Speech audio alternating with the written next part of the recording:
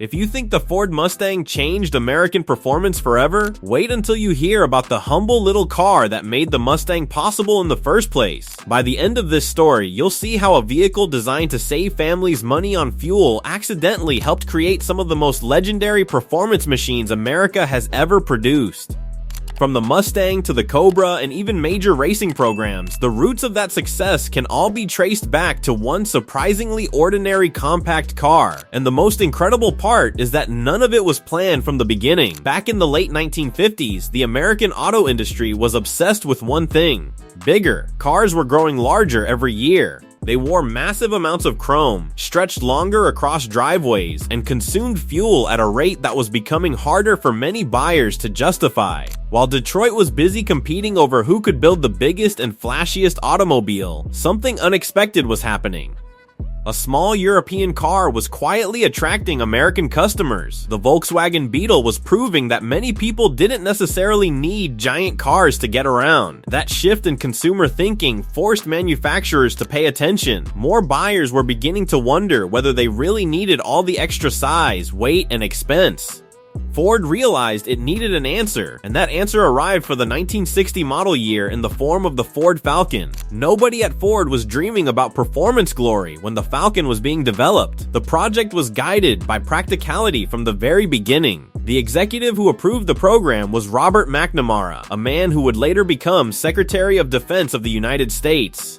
That alone gives you a good idea of the Falcon's purpose. It wasn't intended to be exciting. It wasn't meant to dominate racetracks. It certainly wasn't designed to become the foundation of a performance revolution. The mission was simple: build a compact car that was affordable, dependable, and economical. Every major decision during development reflected those priorities. Costs were carefully controlled by using existing Ford components wherever possible.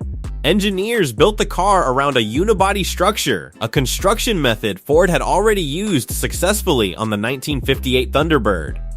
This approach helped keep the Falcon light while reducing manufacturing complexity. When the car finally reached showrooms, it delivered exactly what Ford promised. The base two-door sedan started at only $1,912. Even adjusted for modern values, that's remarkably affordable. Everything about the Falcon emphasized simplicity. The suspension used coil springs in the front and leaf springs in the rear. Four-wheel drum brakes handled stopping duties. A 3-speed manual transmission mounted on the steering column completed the package. There was nothing flashy about it. No groundbreaking technology. No performance ambitions.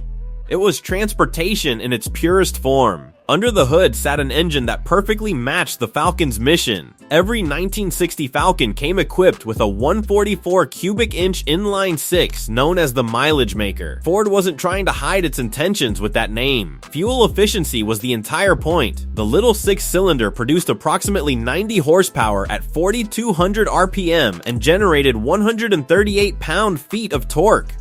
Those numbers weren't impressive even by the standards of the day. Performance reflected that reality. Contemporary testing recorded 0 to 60 mph times around 17 seconds. To appreciate just how leisurely that was, consider that many modern family sedans can complete the same sprint in less than half the time. Ford intentionally tuned the engine and selected gearing that prioritized fuel economy above everything else.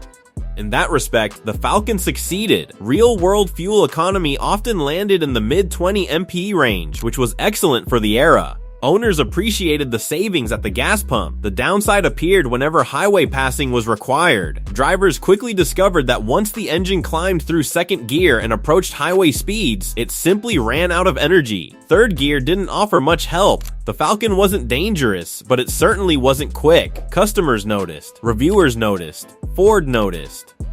As a result, the company introduced an optional 170 cubic inch version of the same inline-six architecture for 1961. The larger engine achieved its extra displacement through a longer stroke and raised output to roughly 101 horsepower. The improvement didn't transform the Falcon into a performance car, but it made daily driving noticeably easier. Yet while buyers focused on horsepower figures, something else was quietly becoming apparent to engineers and enthusiasts. The Falcon was extremely light. Weighing roughly 2,300 pounds, it was considerably lighter than most other vehicles in Ford's lineup. That fact would eventually change everything. Anyone familiar with performance cars knows that lightweight platforms tend to respond dramatically when given more power. The Falcon's modest 6-cylinder engines may have hidden that potential, but it was there all along. Then Ford introduced a new engine family. In 1962, the company launched its small block V8 program. Starting with a 221 cubic inch design, Ford's engineers created an engine that was compact, lightweight, and highly adaptable. It was intended to compete directly against Chevrolet's increasingly successful small block V8. The design evolved quickly. Before long, displacement grew to 260 cubic inches. Known as the Challenger V8, this version produced around 164 horsepower and 258 pound-feet of torque. Just as importantly, it remained remarkably light. In fact, it weighed roughly 50 pounds less than Chevrolet's competing small block. That lightweight design would prove incredibly important.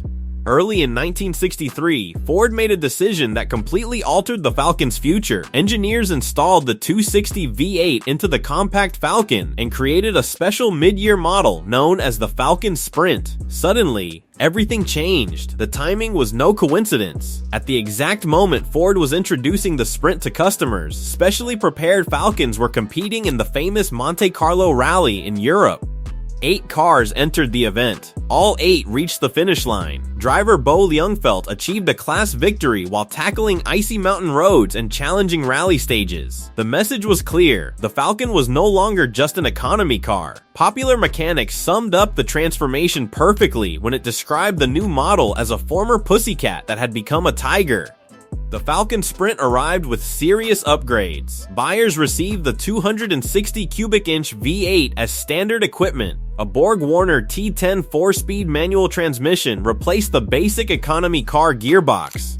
Ford also upgraded the suspension using springs and shocks borrowed from the heavier Fairlane. Combined with the lightweight body, the result was a compact car that genuinely moved. Road tests confirmed the difference. Car and driver recorded quarter-mile times in the high 17-second range. That may not sound dramatic today, but for a compact car in 1963, it was genuinely impressive. Only 10,479 Sprint coupes were sold during that shortened first model year, yet sales figures weren't the most important outcome. What mattered was the lesson the Sprint taught everyone.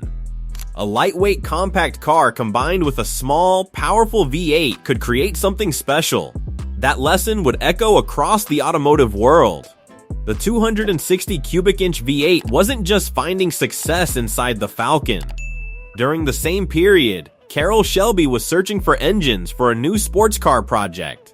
Shelby had approached Chevrolet first, hoping to secure small block engines for his lightweight Act Cobra. Chevrolet declined. Ford accepted. As a result, the earliest Act Cobras received the same basic 260 cubic inch Windsor V8 that buyers could find in a Falcon Sprint. It wasn't some exotic racing only power plant.